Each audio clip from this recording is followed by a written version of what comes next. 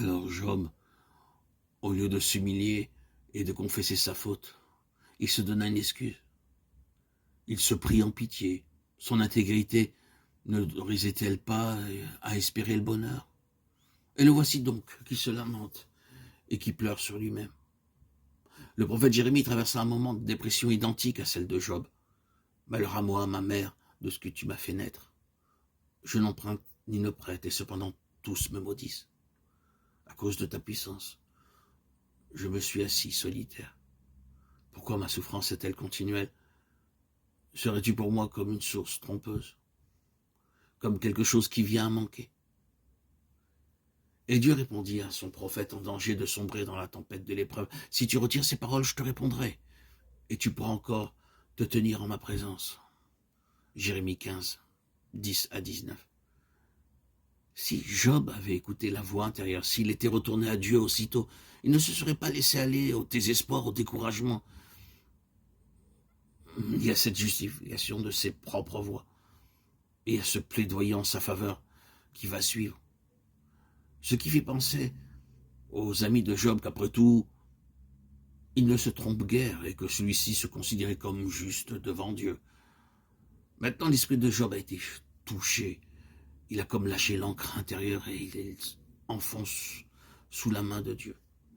L'esprit de l'homme le soutient dans la maladie, mais l'esprit abattu qui le relèvera.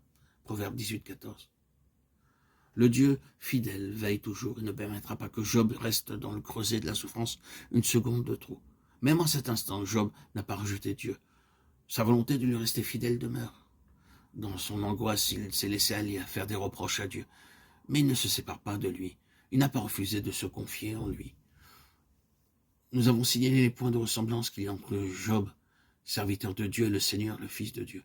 Mais ici, nous constatons la grande différence qu'il y a entre l'un et l'autre. On l'a dit, de par nature, nous redoutons davantage la souffrance que le péché. Il semble que cette crainte de la souffrance soit profondément enracinée dans notre être, comme aussi la tendance à condamner le prochain, même injustement. Mais lorsque nous regardons au Seigneur, au Christ, quel calme, quelle acceptation délibérée, persévérante de la souffrance. Il s'humilie, non pas une fois, en prenant la forme du serviteur, mais à tout instant, à tous les pas du chemin douloureux. Il se rend obéissant jusqu'à la mort de la croix.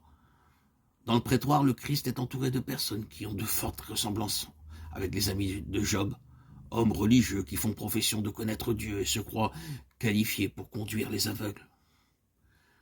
Bien plus, bien mieux que Job, le Seigneur a fait le bien, remplissant de joie le cœur de la veuve, prononçant des paroles qu'aucun homme n'avait prononcées. Toute sa vie fut un ministère d'amour en faveur de ceux qui étaient dans la tristesse et l'affliction. Accusé de blasphème par ceux qui auraient dû être ses amis, condamné comme pécheur et séducteur, à l'inverse de Job, le Seigneur ne répondit rien. Injurié, il ne rendit point d'injure. Maltraité, il ne fit point de menaces, mais s'en remit à celui qui juge justement. 1 Pierre 2, 23. À l'heure suprême, eh bien, qu'il eût crié « Mon Dieu, pourquoi m'as-tu abandonné ?» Le Seigneur dit « Mon Père, je remets mon esprit entre tes mains. » Job, lui, proteste et dit à Dieu « Tu es devenu cruel pour moi. » Et il perd pied sous la puissante main de Dieu.